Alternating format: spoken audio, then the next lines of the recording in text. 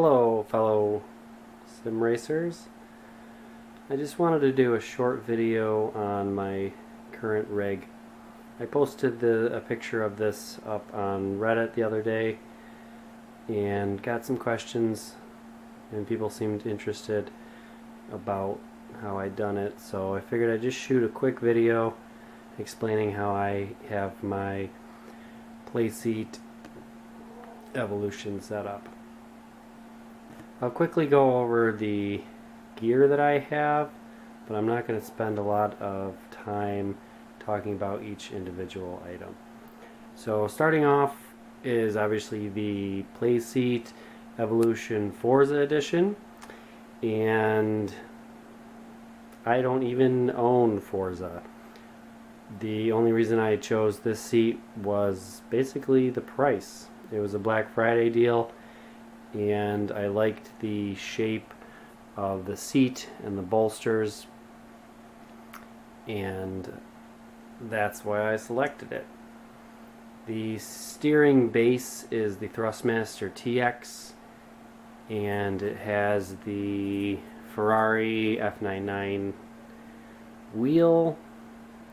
I have the Thrustmaster Pro pedals, the T3PA Pro Edition, and the Thrustmaster shifter, along with a DIY handbrake that I made. And then the whole rig is bolted down to a plywood base that I wrapped in carpet.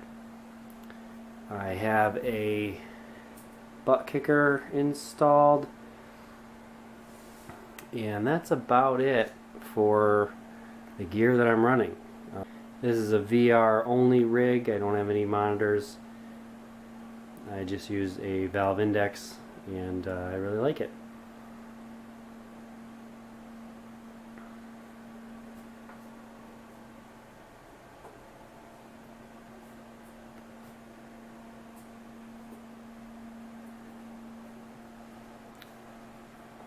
I have a little shelf mounted on the wall for a mouse. The shifter and the handbrake are mounted to basically just a DIY platform. So I'll go a little bit more into detail on how I built the platform and my wire management and things like that. Alright, so I got the rig pulled out into the middle of the room so you can take a better look at it. I'll just do a quick once around on it.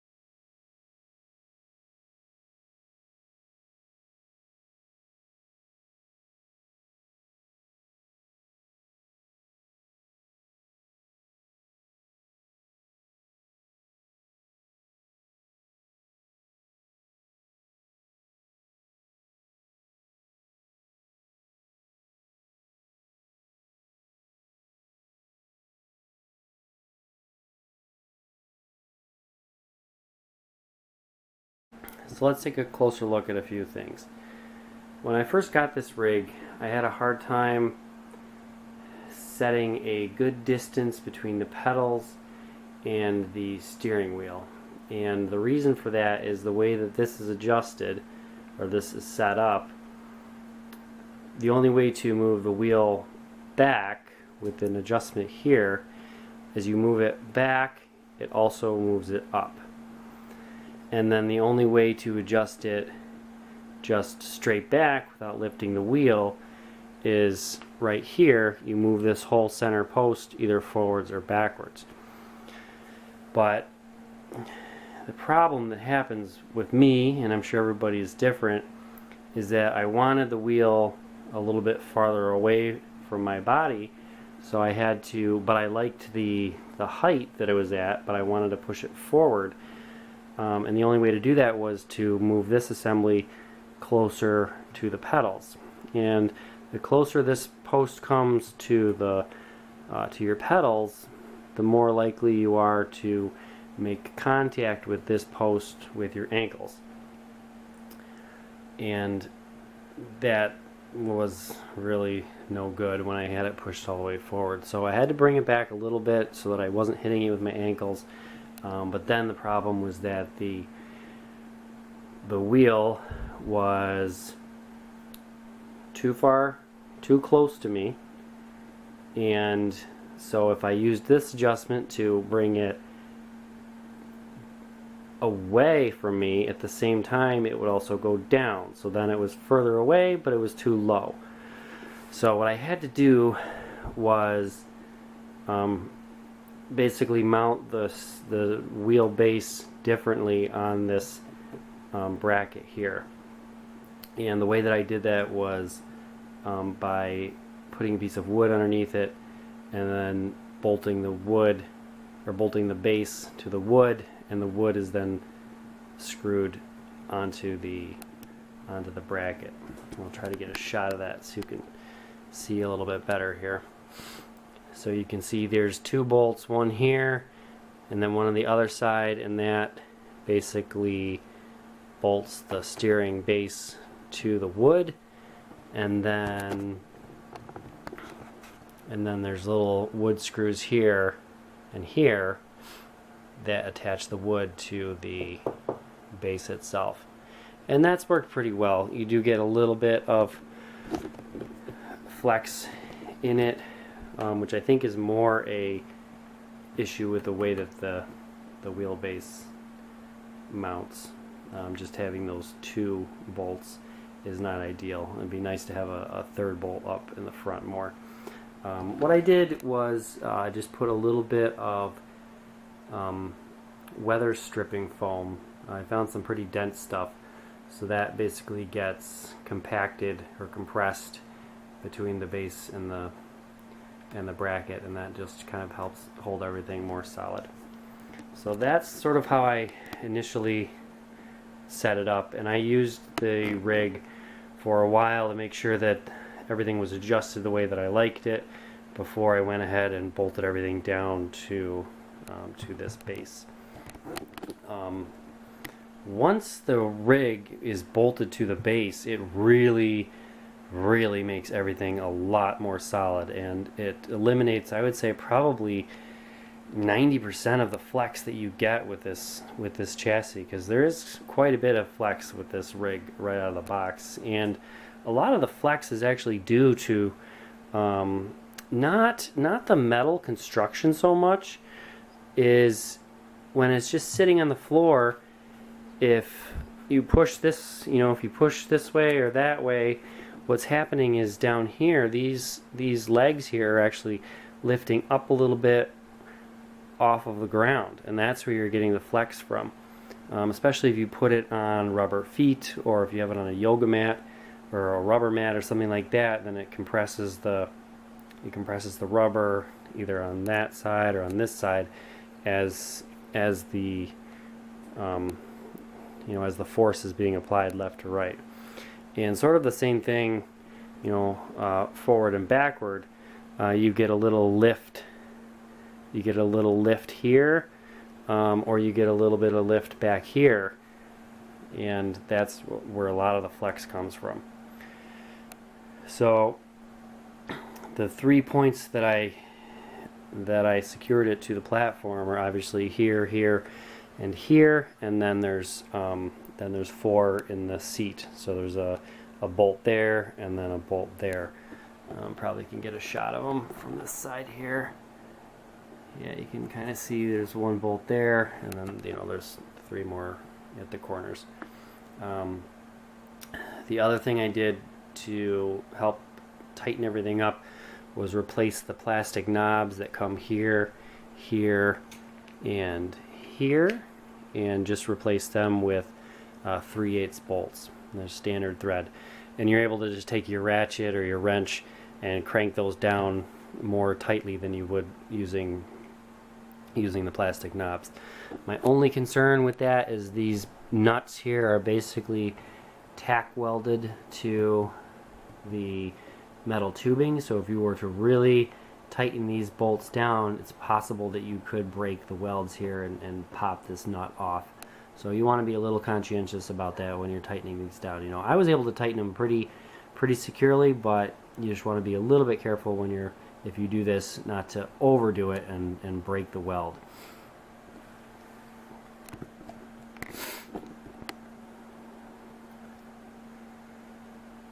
Once everything's bolted down, your adjustment feet here that help with the side-to-side flex of your pedal plate, once everything's bolted down, you're able to kind of really tighten these down against the floor and then lock your nuts up.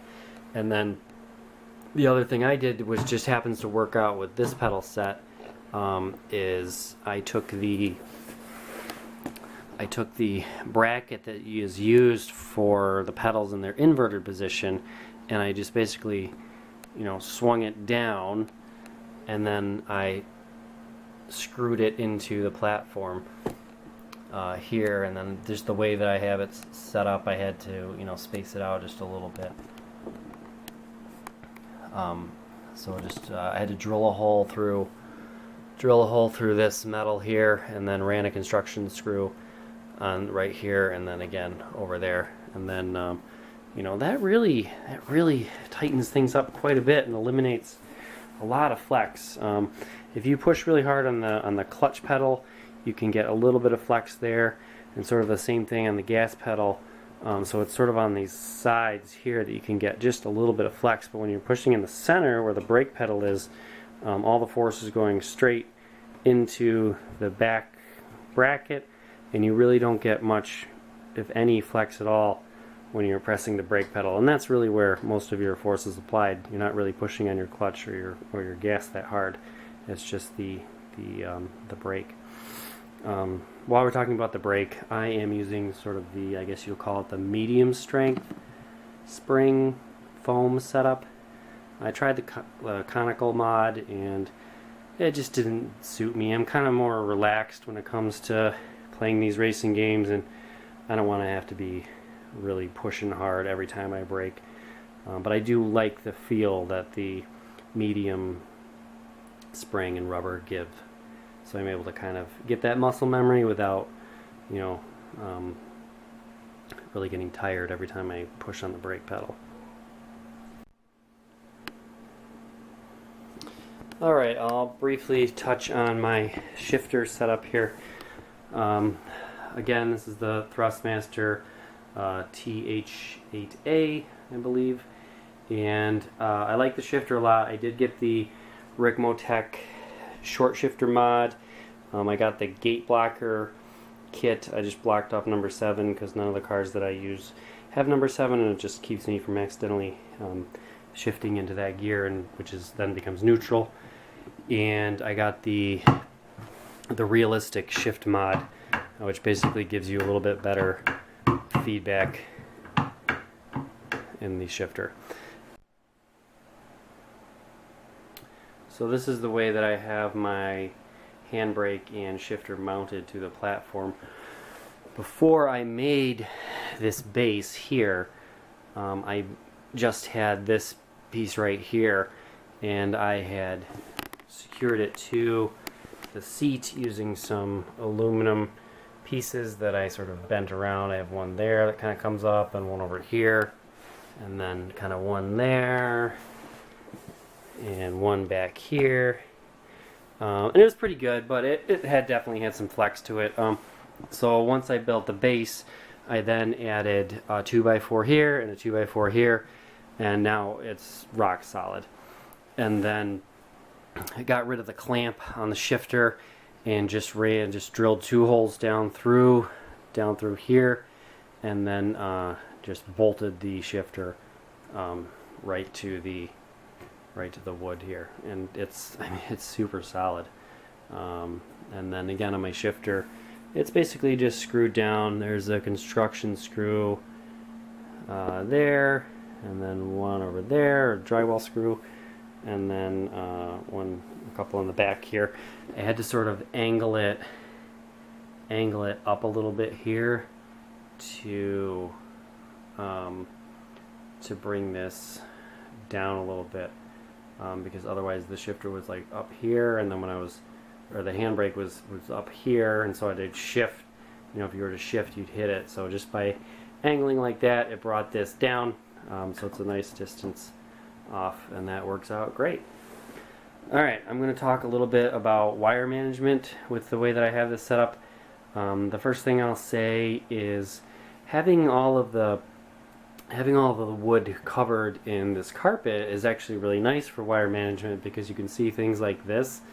This is actually just Velcro, and you can get the Velcro, I think it's called Velcro wrap. It comes in a roll.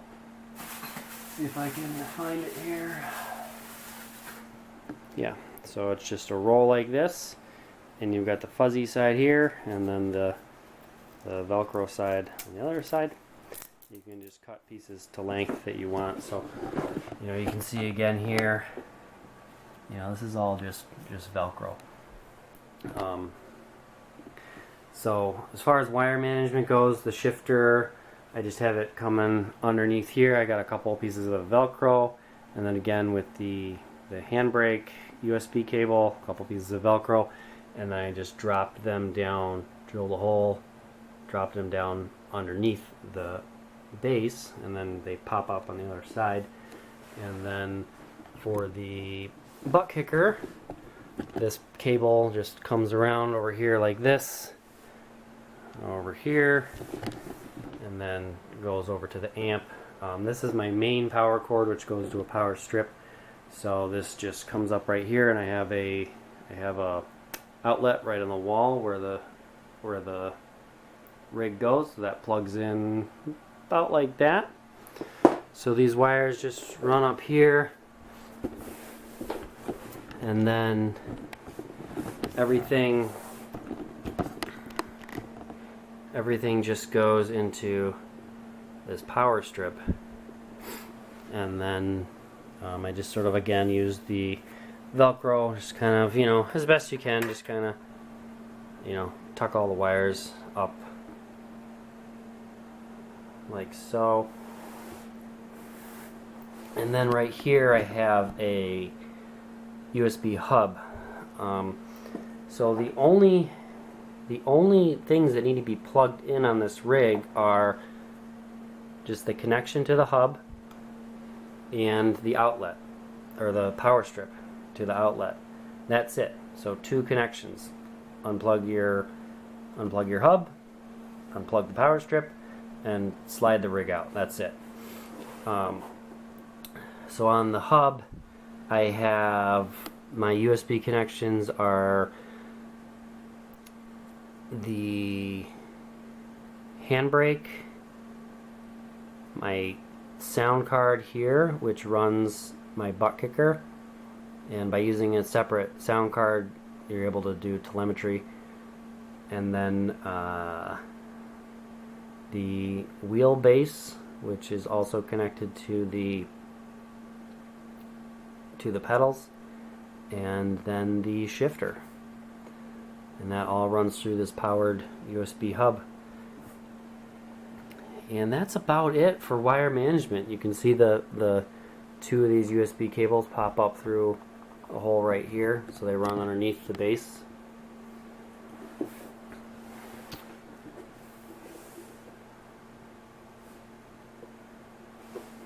I'll quickly flip the rig onto its side so you can see underneath, and I think that's gonna about wrap it up.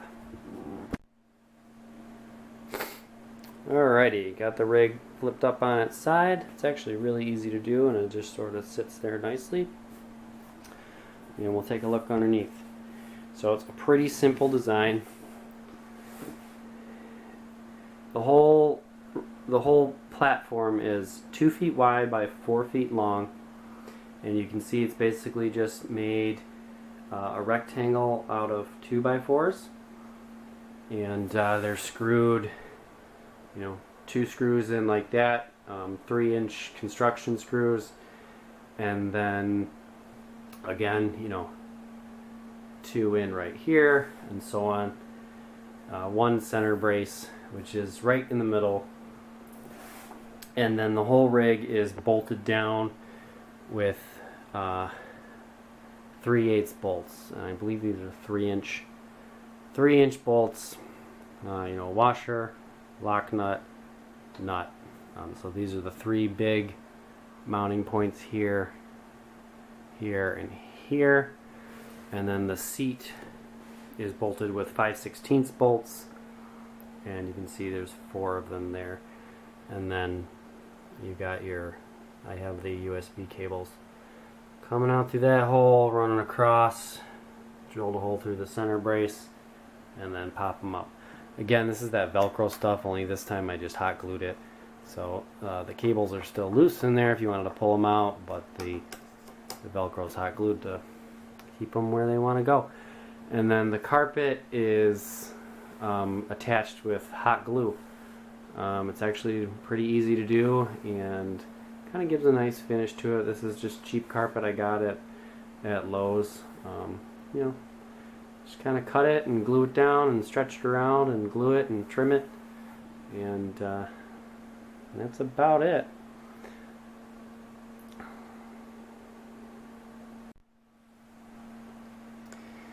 Alright, I got the rig back in place, and I'll just sort of quickly demonstrate the power-up procedure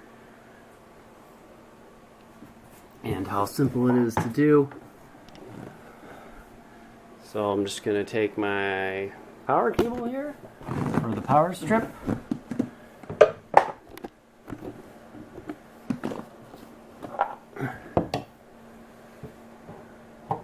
just plug that in.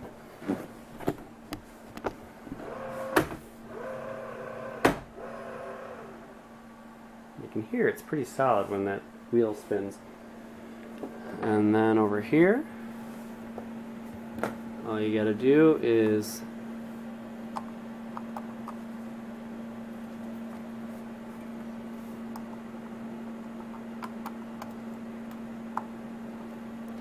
plug in the USB hub.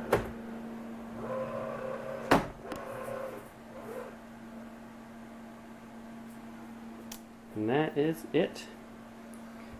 I'm on a basement floor, and the far corner over there is a little bit, the floor is a little uneven. So if you have an uneven floor, what you can do is just shim it. I have a couple little shims there, and then everything is nice and solid.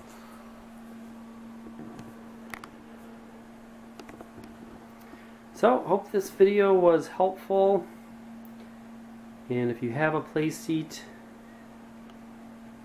I would definitely recommend doing this. It doesn't cost very much, and it really improves the feel of the rig. So take it easy, guys. If you have any questions, post them in the comments. I'll try to answer them, and have a good one. We'll see you later.